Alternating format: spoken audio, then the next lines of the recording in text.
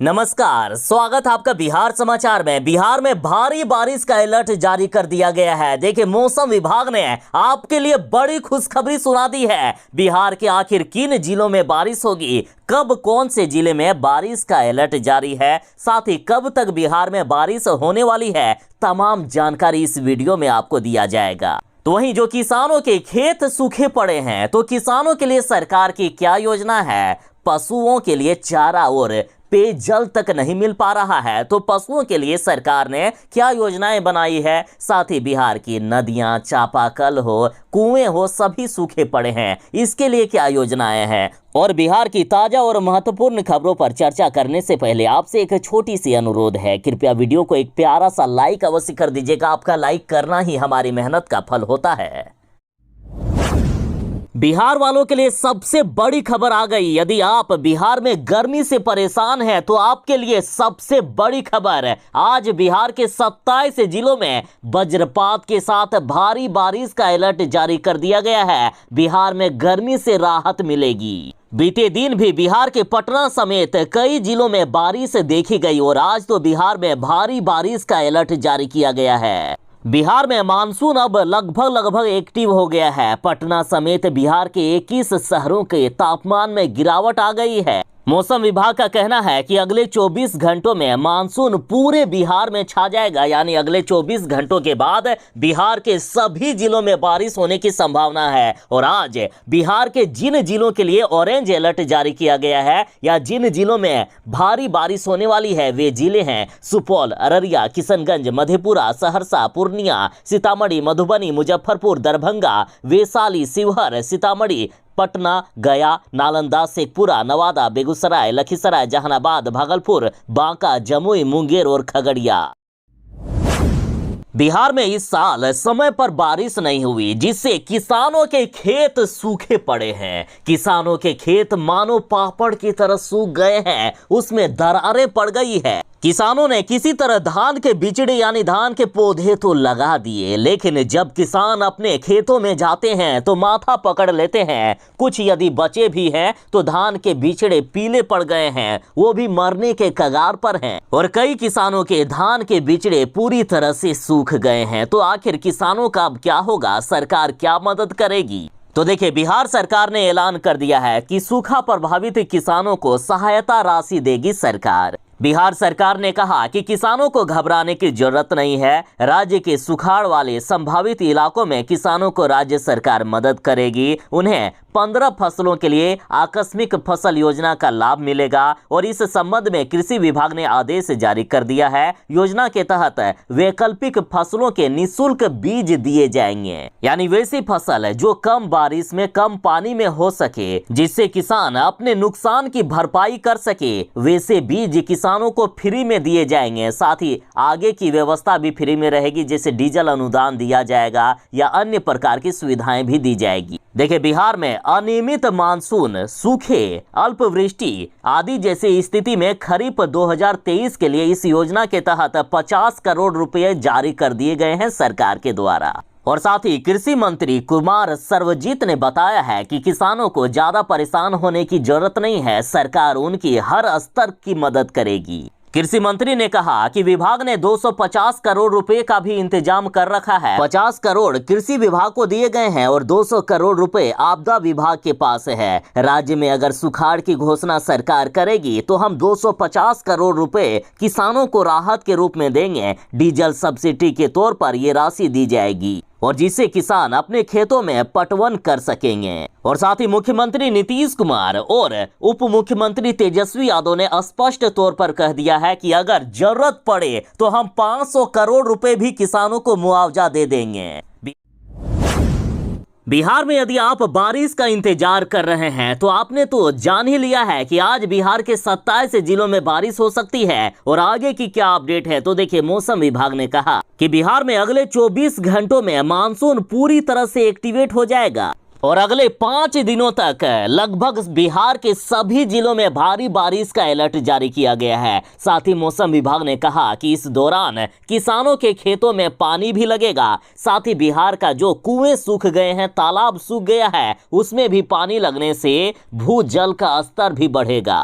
यानी बिहार की धरती में जान आ जाएगी। साथ ही बिहार में गर्मी में भी काफी ज्यादा राहत मिलेगी। यानी बिहार में 25 जून तक भारी बारिश का अलर्ट जारी किया गया है और इस दौरान बिहार का तापमान लगभग कंट्रोल हो जाएगा। और 22 जून के लिए मौसम विभाग ने लोगों को सावधान रहने को कहा है, क्योंकि 22 जून को सबसे खतरनाक वाली बारिश होने वाली है और साथ ही तेज वज्रपात और आंधी तूफान को लेकर भी लोगों को सावधान किया गया है। 22 जून से बिहार में जो भारी बारिश का दौर शुरू होगा वो अगले 72 घंटों तक चलेगा। यानी 22 जून के बाद भी बिहार में भारी बारिश के नक्षत्र बन रहे हैं। कुल मिलाकर कहें तो आज बिहार के 27 जिलों में बारिश होनी है और अगले 24 घंटों के दौरान लगभग पूरे बिहार में मानसून छा जाएगा और 22 जून से लेकर 25 जून तक भारी बारिश का अलर्ट जारी किया गया है पूरे बिहार में।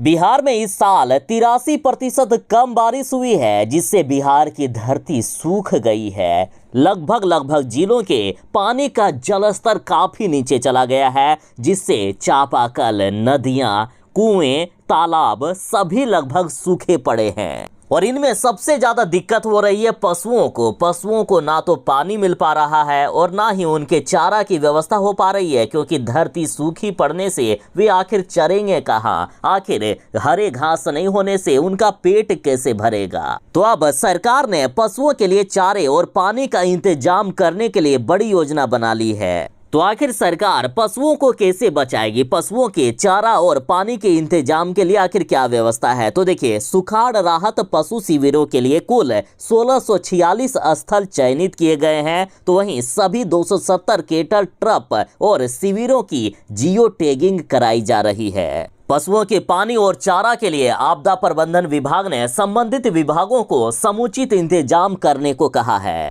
इस भीषण गर्मी में कई पशुएं बीमार भी हो रहे हैं, तो ऐसे में पशुओं के दवाइयों का भी उचित इंतजाम करने की व्यवस्था की जा रही है। पशुपालन विभाग ने कहा है कि पशुओं के पेयजल सुविधा के लिए बनाए गए सभी केटल ट्रप को शुरू कर दिया जाए। सभी 270 केटल ट्रप की देखभाल के लिए उत्तरदायी व्यक्तियों का ब्यौरा तैयार कर लिया जाए। इसके साथ ही पशु शिविरों के लिए चिन्हित 1646 स्थलों की जियो टैगिंग कर लेने को कहा गया है।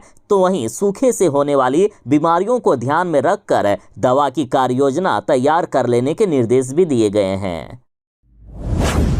बिहार में समय पर बारिश नहीं होने और कम बारिश होने की वजह से भूमि का जलस्तर काफी नीचे चला गया है। तालाब, चापाकल, नदियां आदि सूखी पड़ी है। बिहार में पेयजल का काफी ज्यादा संकट अभी मंडरा रहा है। बिहार के 17 जिलों की 25 पंचायतों में भूजल का स्तर 40 फीट तक नीचे चला गया। बिहार में कम बारिश होने की वजह से नतीजा ये हुआ कि 51 जगहों पर नदियां सूखी पड़ी है। 14 जलाशयों में पानी डेड लेवल के नीचे चला गया है। 17 जिलों में भूजल का स्तर 40 फीट से भी ज्यादा गिर गया। और अब विभाग ने भूजल के गिरते स्तर को देखते हुए जिलों में निगरानी बढ़ा दी है, ताकि पानी के लिए लोगों को परेशानी ना हो। लोगों तक टैंकर एवं अन्य माध्यमों से पानी पहुंचाया जा सके और इस कारण पीएचडी 18 प्रखंडों में लगभग 162 टैंकरों से 180 से भी अधिक जगहों पर पानी पहुंचा रहा है। साथ ही लगातार सरकार समीक्षा कर रही है कि कहां कहां पानी का ज्यादा संकट है, वहां पानी संकट कैसे दूर किया जाए, लोगों तक कैसे अन्य सुविधाएं पहुंचाई जाए, लोगों को पीने का पानी कम से कम ठीक से मिल सके, इसके लिए क्या क्या व्यवस्थाएं हैं, ये सारे कुछ का समीक्षा हो रहा है। साथ ही बिहार के जिन जिलों में सबसे ज्यादा जलस्तर का खतरा है वे जिले हैं बिहार के कैमूर, गया, औरंगाबाद, नालंदा, शेखपुरा, मुंगेर, भागलपुर, बांका, लखीसराय, बक्सर, जहानाबाद, पटना, रोहतास, समस्तीपुर, भोजपुर, बेगूसराय, दरभंगा, मधुबनी, वैशाली, सीतामढ़ी, सारण, सिवान, मुजफ्फरपुर, सहरसा। बाकी के अन्य जिलों में भी पेयजल की स्थिति उतनी भी ठीक नहीं है। और बिहार वाले आप भी जरा ध्यान दें, पानी की बर्बादी जितनी कम करोगे भविष्य आपका उतना ही ज्यादा अच्छा होगा। बिहार में समय पर और अपेक्षाकृत बारिश नहीं होने की वजह से किसानों को काफी ज्यादा नुकसान हो रहा है और अब सरकार कम पानी में होने वाली फसलों पर जोर दे रही है। देखिए, बिहार में खेती बारिश पर निर्भर है और बारिश समय पर नहीं होने या कम होने पर सीधे तौर पर खेती प्रभावित हो रही है। वर्तमान में बारिश नहीं होने के कारण धान की खेती भी प्रभावित हो रही है और इसे ध्यान में रखकर सरकार मोटे अनाज के रूप में बाजरा, ज्वार, मक्का, मड़ुआ और कोदो समेत कम पानी में होने वाली फसलों को बढ़ावा देने जा रही है और इसके लिए गया में सेंटर ऑफ एक्सीलेंस खोला जा रहा है, जहां कम पानी में उपजने वाली फसलों को लगाने का प्रशिक्षण दिया जाएगा। कम पानी में बेहतर सिंचाई और तालाब का मॉडल भी बताया जाएगा। कृषि विभाग के सचिव से लेकर डायरेक्टर तक को शीघ्र इसका शिलान्यास करने के निर्देश दिए गए हैं। तो वहीं गंगा के उस पार बाढ़ प्रभावित क्षेत्र में मक्के की खेती की व्यापक योजना बन रही है। मोटे अनाज में लागत कम आएगी और किसानों को इससे मुनाफा भी होगा। यदि आप नौकरी की तलाश कर रहे हैं तो आपके लिए बड़ी खबर है। देखिए, इंडियन नेवी में एमआर बनने का मौका है। 35 पदों के लिए बम्पर वैकेंसी निकाली गई है और इसकी लास्ट डेट 2 जुलाई 2023 तक है। देखिए, इंडियन नेवी ने एमआर अग्निवीर बैच के लिए नोटिफिकेशन जारी कर दिया है और इसके जरिए 35 रिक्त पदों को भरा जाएगा। तो आखिर इसे कौन अप्लाई कर सकता है? तो देखिए, उम्मीदवारों ने मान्यता प्राप्त बोर्ड से यदि 10वीं किया हो तो आप इसके लिए अप्लाई कर सकते हैं, यानी 10वीं पास इसके लिए क्वालिफिकेशन मांगा गया है। साथ ही उम्मीदवारों का जन्म 1 नवंबर 2002 से लेकर 30 अप्रैल 2006 के बीच हुआ हो, वही लोग अप्लाई कर पाएंगे। इसमें वेतन भी अच्छा खासा मिलेगा। अब रही बात कि इसके लिए आवेदन कैसे करेंगे, तो आवेदन करने के लिए वही ऑफिशियल वेबसाइट पर जाना होगा। ऑफिशियल वेबसाइट है joinindiannavy.gov.in। जो एक अच्छी नौकरी की तलाश कर रहे हैं उनके लिए बड़ी खबर है। देखिए, एम्स दिल्ली में सीनियर रेजिडेंट सहित 528 पदों पर बम्पर बहाली निकाल दी गई है और इसके लिए लास्ट डेट 28 जून 2023 तक है। अब रही बात कि शैक्षणिक योग्यता क्या है, तो देखिए, उम्मीदवारों ने एमसीआई से मान्यता प्राप्त संस्थान से एमबीबीएस, पीजी या डीएनबी की डिग्री हासिल किया हो। ज़्यादा विस्तृत जानकारी के लिए ऑफिशियल वेबसाइट पर जाएं।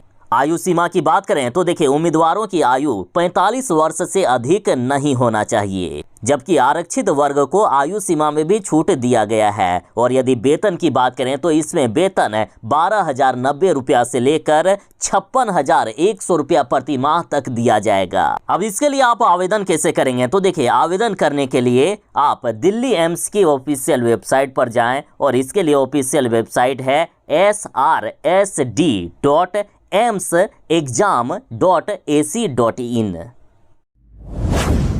बिहार के शिक्षक और शिक्षकेतर कर्मियों के लिए बड़ी खुशखबरी है। बकाया वेतन और पेंशन के लिए 330 करोड़ रुपए की स्वीकृति बिहार सरकार के द्वारा दे दी गई है। देखिए, शिक्षा विभाग ने विश्वविद्यालयों, अंगीभूत कॉलेजों के कर्मियों के बकाया वेतन और पेंशन भुगतान के लिए 330 करोड़ की स्वीकृति और खर्च की अनुमति प्रदान कर दी है। बता दें कि शिक्षकेतर कर्मियों के वेतन पुनरीक्षीकरण के बाद 1 अप्रैल 2017 से 31 मार्च 2019 तक के बकाया अंतर के भुगतान के लिए 7 विश्वविद्यालयों के लिए राशि स्वीकृत की गई है। लंबे समय से इसकी मांग की जा रही थी और इनमें BRA मुजफ्फरपुर, वीर कुंवर सिंह आरा, BN मंडल मधेपुरा, LNM दरभंगा, पाटलिपुत्रा, पूर्णिया और मुंगेर विश्वविद्यालय शामिल है। मालूम हो कि लंबे समय से उक्त कर्मियों की ओर से इसकी मांग की जा रही थी।